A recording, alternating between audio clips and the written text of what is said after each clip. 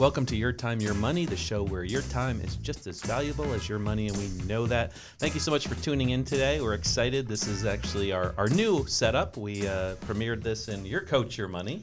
I love this setup. I think it's great. Just a couple weeks ago. Yeah, I like it. I like it too. I got to do a better job of staying on the mic, right? Yeah, it's a little bit more personable to the audience, I think is nice.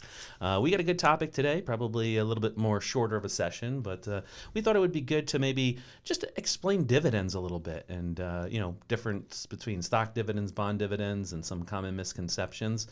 Just as a general overview. We're not going to get into mathematical yield and all the things that I'll put in. I wanted to do the yield formula, Mark. Oh, it's my favorite. It's the only question you got right on this. It's the only question I got right on the Series 7, man. I think it's this fascination with why people love dividend, right? It's one of these things where who doesn't like going to their mailbox or looking at their bank account and seeing a dividend get deposited? Right. Every quarter or every month.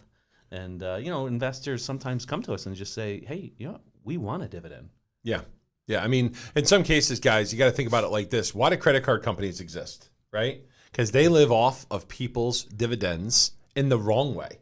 People leave credit card debt on the table, and it creates dividends for the credit card company, right? So this is where we talk to investors about not living a credit card lifestyle and living an investor lifestyle. Yep. Where you put extra dollars into a dividend-producing stock or mutual fund or bond, and that dividend generates an asset for you. Yeah, and nowadays you can have very high levels of dividends and through stock purchases, or you can go with more consistent dividends through, say, a bond mutual fund or something along that lines. Right. So I guess the purpose of it is to determine, what are you trying to create the dividend for? Right. Is it what is it for? Income? Yeah. Is it maybe to recycle it into other investments? Is it to build wealth? And the common thing people think of when they think of dividend is stock, right? And the Warren Buffett, right? Warren Buffett's got Coca-Cola, and the Coca-Cola stock paid him $184 million of dividends. Yeah, so holy smokes. Yeah, and to understand why companies pay a dividend, if a company does not feel that they can get a return on their capital, their cash, so to speak, right, by reinvesting it in the company, instead of having the cash sit there, they would rather pay it to an investor. Right. They want an investor to be attracted to buy more shares of their stock, increase the value of their stock. But ultimately, it's the decision.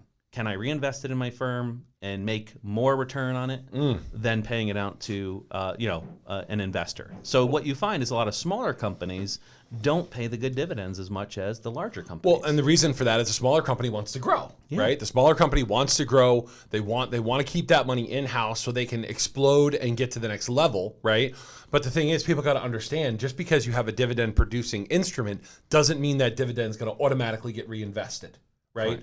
Sometimes that dividend gets paid out as cash. Sometimes that dividend will sit in your brokerage account. It depends on where you have the security or the mutual fund or the stock or the bond. But you got to make sure you have the purpose. And I think a lot of people, Mark, get confused. Why do I buy a dividend-producing instrument? Well, a lot of people, I want to be like Warren Buffett. I want to be like these investors that just have these massive dividends. Well, what's the goal? What's the leverage? What are you going to do with it once you get it? Yeah, right. And there's two strategies. You can have it, paid out, say in cash, and then systematically reinvest it back into the same company stock. Right.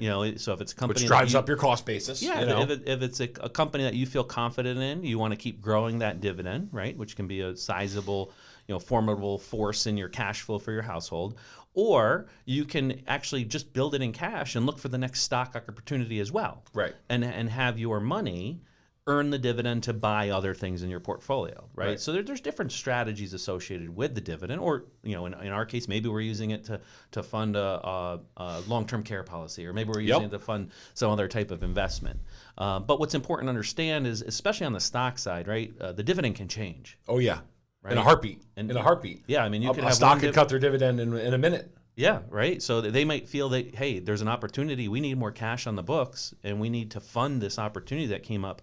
We're going to cut that dividend to zero. Right, because we got to grow our company. So, I mean, you could see a company maybe doing a 10, 12, 15% dividend, and all of a sudden, 2 quarters later, they're at zero. Right, whereas in a bond situation, that's not the case. Yeah, and that's really, right, the difference in, say, a bond mutual fund and why some people like bond mutual funds for a dividend versus a stock. Right. Right, because when I explain it to a client and I say, hey, look, if you have 10,000 shares of XYZ mutual fund, bond fund, and let's say your dividend is $1,000 a month, what would you expect, right? What do we hear from a client when we say, what would you expect if the bond price goes down? So let's say you put in 10,000, it's now worth 8,000. Right. What's next month's dividend going to be? The common response back to us is, oh, it's going to be lower. It's going to be lower. No, not necessarily. Actually, sometimes it's higher. Right? So, you got to understand how that dividend is calculated, right? It's the average of all the investments in that mutual fund paying out, which that average can change, right? But it's a slow change usually. Well, let's talk about a real world application of using dividends, right? And I think, Mark, you actually gave me this idea, this mentality of a client A, right, has, let's say, $2 million, right? They have cash. They're usually sitting on their cash. They wait to purchase, properties. Well, client A takes that money and buys a municipal bond, triple tax exempt, right? That dividend pays out monthly, and on a $2 million investment, that dividend might be $15,000 or $20,000 a month.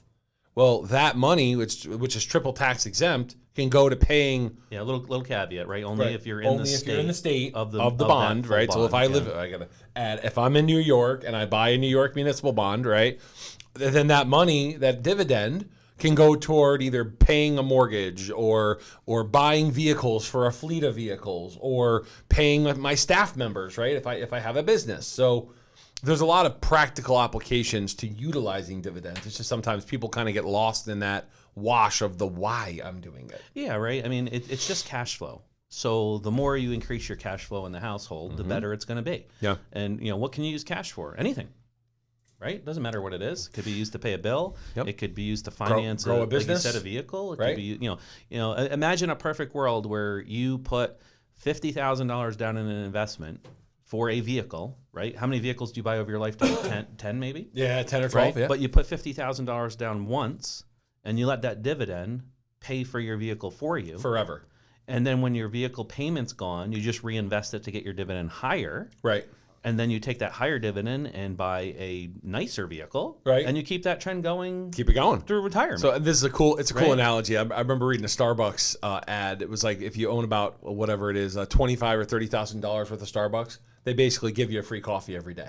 Oh, because your dividend is about $5 or $6 a day. What's that? $28 for the coffee? Right, yeah, 20. That's pretty high dividend. I'll take a triple whip, foam, macalata, cremo, whatever thing. I don't know. Swirled with a right. I go to Cumberland Farms and buy the 99. Well, not 99 cents anymore. Oh, it's $1.39 coffee. I left $1 there. The guy's like, "Hey, dude, you're 50 cents short." I was like, "Oh man, inflation sucks." But another concept too that people can do with a dividend is they can cross reinvest it. Right. It doesn't have to go in cash. It doesn't necessarily have to go back in the same investment. Perhaps maybe that lump sum going into a dividend is that monthly dividend is being used to fund your Roth IRA. Yep. Maybe it's being used if you have enough income. Yeah, if you have enough income for the maybe year. it's being used to add to your kids' college 529, account, right? Or pay your life insurance policy. Yeah, or pay your policy or whatever. So dividends can be very powerful. You want to be cautious, right? Because you also want capital appreciation, right? Capital appreciation in most cases, large cap growth, large cap value, capital appreciation is going to keep up with inflation, probably more than a dividend will in most cases. Dividend acts like a nice cash flow. Again, this is where if you have money and you're going to park it, and I mean, there's some interest out there, interest-bearing CDs and stuff at banks that it's decent. It's not great. It's 3-4%, but a dividend yield on a if you're in the state at a municipal security, it might be 8 or 9%. And there's could be even higher. It depends on what you're buying. Yeah. So I guess for our listeners, it's important that you talk with your advisor. Yeah. Right. Call us, ask questions about it. If dividend sounds like something that'll fit into your lifestyle, into your portfolio, things that you want to accomplish with your own assets, you should really have a good open conversation with your financial advisor about it. Right? Absolutely. And ultimately, a dividend is just another benefit to investing. Right? I feel like, talking to clients, Mark, a lot of people, they have limited cash flow, right? They just have their job, right? They don't have a side hustle. They don't have a moneymaker, a dividend producer, right? They just have their primary job, and it's really tough. They didn't listen to our passive income conversation, episode, right? That's what I'm saying. Just have a dividend producing security in your portfolio somewhere, and at least you're making something, right? A couple $100 a year, it's better than nothing. Yep. And we encourage our listeners keep sending in ideas and comments and questions. Got some great questions, by the way. Yeah, that next episode I think will tackle some more questions that we have. We get a lot of questions in, which is great. But as always, you can find the Nestle Group at 43 British American Boulevard in Latham, New York. You can call us at 844-444-YTYM for Your Time, Your Money. Like and subscribe. Also be on the lookout for other episodes of Your Coach, Your Money, which we're very excited about. That branch getting launched in our firm. And as always, it's your time and your money.